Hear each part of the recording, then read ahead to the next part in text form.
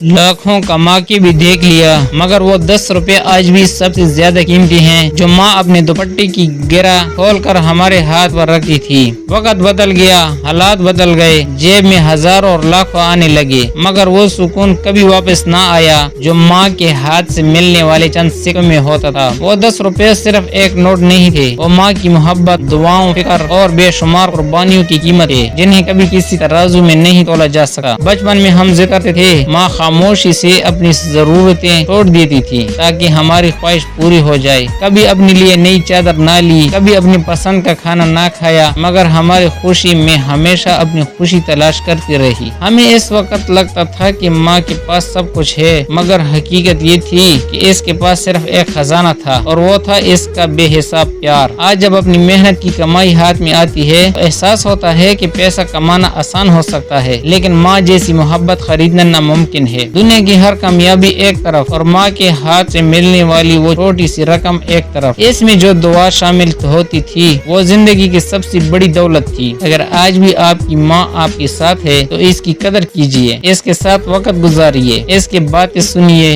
इसके हाथ छूमिए और दिल से इसका शुक्रिया अदा कीजिए, क्योंकि एक वक्त ऐसा भी आता है जब इंसान के पास सब कुछ होता है, मगर माँ की आवाज सुनने के लिए वो अपनी हर कमाई कुर्बान करने को तैयार होता है। याद रखिए, माँ की मोहब्बत कभी पुरानी नहीं होती, इसकी दुआएं कभी भी असर नहीं होती, और इसके हाथ से मिलने वाली छोटी सी चीज भी पूरी दुनिया की दौलत से ज्यादा कीमती होती है। लाखों की कमाई भी उस 10 रुपए का बदल नहीं बन सकी जिसके साथ माँ की दुआ बंदी होती थी।